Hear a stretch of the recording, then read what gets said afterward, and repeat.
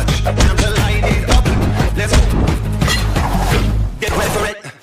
Get これ ready が for 本 it. 物の敬礼だ。 Get ready for 心 it. 臓を捧げよう。 Yeah, this is it. Oh!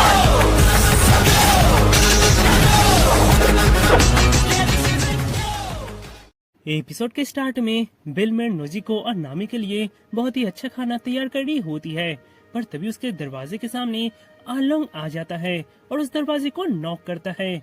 यह देखकर बिलमेर समझ जाती है कि बाहर का सिचुएशन कुछ ठीक नहीं है। यह देखकर वो उन्हें अंदर आने को बोलती है। यह सुनकर आलोंग दरवाजा खोलकर अंदर जाता है, पर तभी बिलमेर अचानक से उसके ऊपर हमला कर देती है। तुम्हारे लिए बहुत ही बुरा हुआ, क्योंकि मैं पहले मरीन में काम करती थी। वैसे एक ग्रैंड लाइन का पायरेट एक छोटे से विलेज में क्या करने आया है?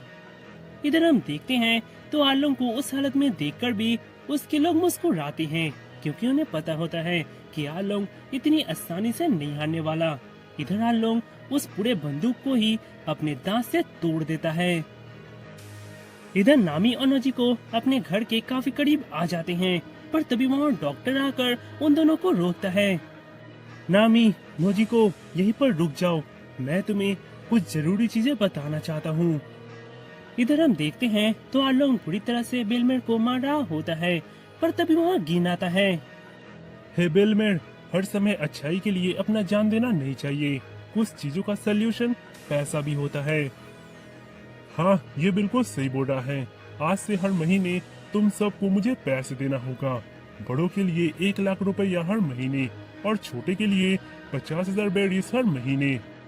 इधर गेन बिलमेर के पास आकर धीरे से उसे बोलता है। हे बिलमेर, अभी तुम्हारे पास कितने रुपए हैं? क्योंकि टोटल मिलाकर तुम्हें अभी 2 लाख रुपए उसे देने होंगे। नहीं, मेरे पास 2 लाख नहीं है। मेरे पास अभी सिर्फ 1 लाख बेड़सी पड़े हुए हैं।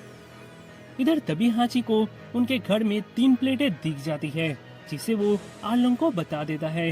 यह देखकर आलोंग बोलता है, ओह, 3 जन का फैमिली, ये तो अच्छी बात है। नहीं, एक्चुअली ये बात नहीं है। इसने मुझे और एक आदमी को आज यहाँ पर डिनर के लिए इनवाइट किया था, इसलिए वहाँ पर 3 प्लेटें लगी हुई हैं। चलो बेलमेर, अपने हिस्से का 1 लाख पेडीज आलोंग को दे दो और अपना जान बचा लो। उसके बाद हम गर्मा गर्म तुम्हारा बनाया हुआ खाना खाएंगे। बॉस, ये सही बोल रहा है, क्योंकि इस विलेज के रिकॉर्ड के अनुसार इस लड़की का ना ही शादी हुआ है, ना ही इसने किसी बच्चे को जन्म दिया है। ये बिल्कुल अकेली है। इधर यही बात वो डॉक्टर नामी और नोजिको को बताता है कि इस विलेज के रिकॉर्ड के अनुसार बिलमेर का ना ही शादी हुआ है, ना ही उसके कोई बच्चे हैं। वो बिल्कुल अकेली है, और इसलिए अगर वो बिलमेर की जान बचाना चाहती है तो वे दोनों अभी ही इस आइलैंड को छोड़कर ही चली जाए। इससे इन तीनों का ही जान बच जाएगा, क्योंकि बिलमेर के पास अभी इतने पैसे नहीं हैं कि वो तीनों का पैसा उसे दे पाए। यह सुनकर नामी और नोजिको पहले तो बहुत ही उदास होते हैं, पर उनके पास और कोई रास्ता नहीं होता और वे इस विलेज को छोड़कर जाने लगते हैं।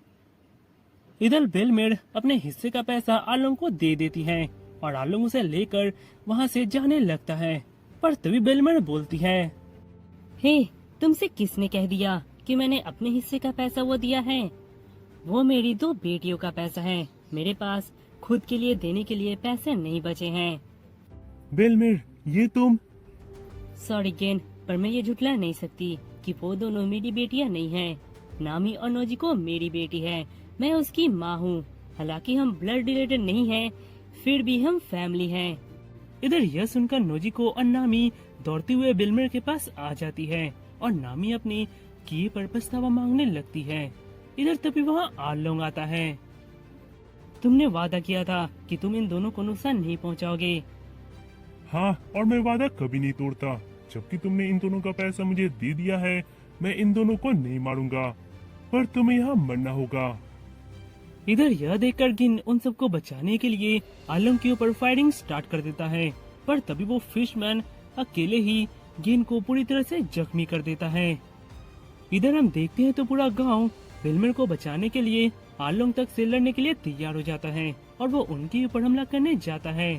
यह देखकर आलोंग बोलता है, ये लोग तो लगता है पागल ही हो गए हैं। दोस्तों, इन्हें मारना मत, इसे बस जख्मी करो। अगर हमने इसे मार दिया तो हमें मंथली पैसा इनसे नहीं मिलेगा, और तुम मरने के लिए तैयार हो जाओ। तुम्हें मारकर आज मैं यहाँ एक एग्जाम्पल सेट करूंगा कि जो मेरा मंथली पैसा मुझे नहीं देगा उसका क्या अंजाम होगा। इधर आलोंग के कहने पर वे फिशमैन उन गांव वालों को बुरी तरह से पीटने लगते हैं और इधर आलोंग बिलमेर को मारने के लिए तैयार हो जाता है। यह देखकर बिलमेर नामी और नोजिको को दूर ढकेल देती है और उनसे बोलती है, नामी, नोजिको, किसी भी हालत में जिंदा रहना, क्योंकि अगर तुम जिंदा रहोगे तो तुम्हारे साथ जरूर कुछ अच्छा होगा। मैं तुमसे बहुत ही प्यार करती हूँ। और इधर आलोंग गन का ट्रिगर दबा देता है।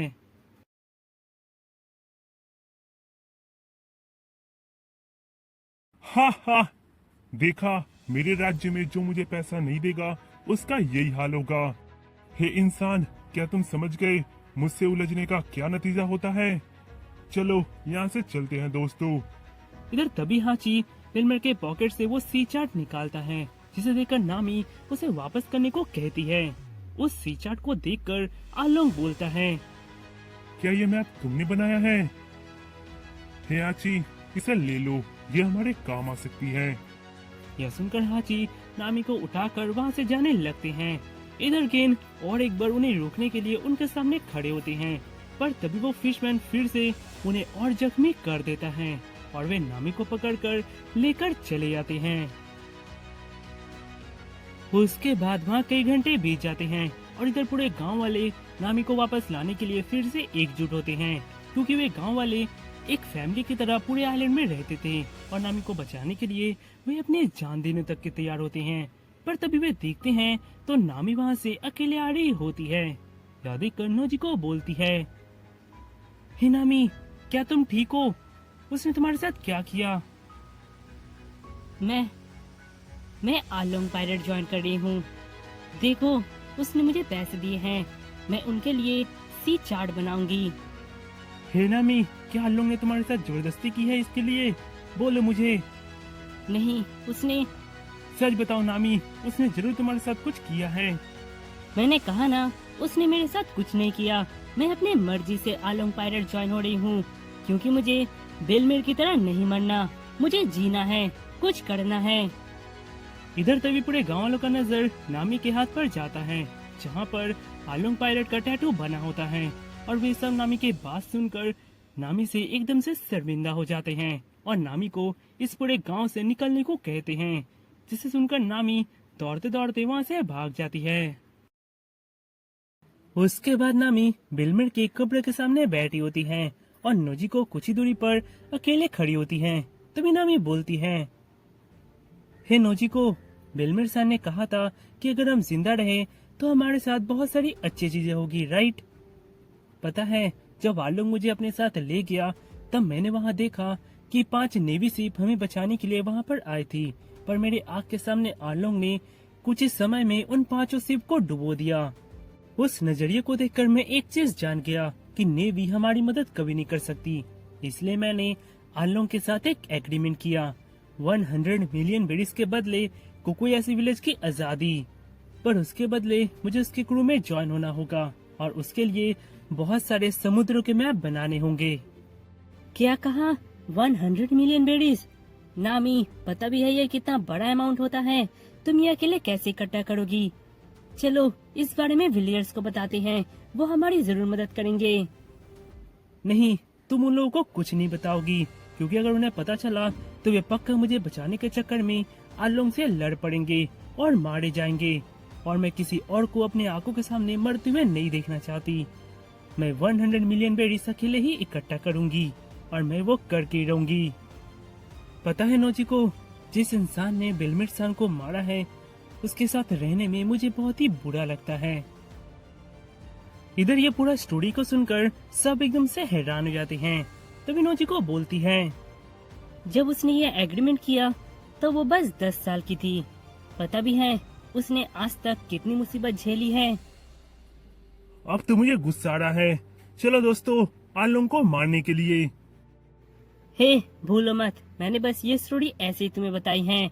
तुम्हें उसके साथ लड़ाई करने की कोई जरूरत नहीं है। यहाँ से चुपचाप चले जाओ, नामी के लिए और मुसीबत मत बढ़ाओ। इधर तभी हम देखते हैं तो जॉनी और यूसाको भी ये पूरा स्टोरी सुन लेते हैं। उसके बाद हमें नामी की तरफ दिखाया जाता है, जहाँ पर वो बैठकर ये सोच रही होती है कि किस तरह उसने इतने सारे पैसे इकट्ठा करने के लिए वो चोर बनी और पायलट के घर से चोरी करके फाइनली उसने इतने सारे पैसे इकट्ठे कर लिए हैं और बस 7 मिलियन बेरीज इकट्ठा करते ही उसका काम हो जाएगा। 100 मिलियन बेरीज कंप्लीट होने में और बस 7 मिलियन बेरीज ही बचे हैं। मुझे और एक जर्नी में जाना होगा और उसके बाद मैं इस पूरे विलेज को ही खरीद लूंगी और यहाँ अब कोई भी नहीं मरेगा। उसके बाद हम देखते हैं तो गिन उस ऑफिसर के कहने के मुताबिक वो उन सबको नामी के घर के पास ले जा रहा होता है और उन्हें जाते हुए लूफी देख लेता है। इधर वो ऑफिसर नामी के पास जाकर बोलता है, तो तुम हो वो चोर जिसने बहुत सारा खजाना छिपाकर अपने गार्डन में छिपा कर रखा है। मेरे पास पक्की इन्फॉर्मेशन है कि तुमने बहुत सारा खजाना अपने गार्डन में ही छिपा के रखा है। सीधी तरह से वो गवर्नमेंट के हवाले कर दो, नहीं तो हमें जबरदस्ती करनी होगी। हालांकि तुमने वो सब पैसा एक पायलट के घर से चोरी किया हो, पर चोरी तो चोरी होती है, इसलिए वो सारा पैसा तुम्हें गवर्नमेंट के हवाले करना होगा।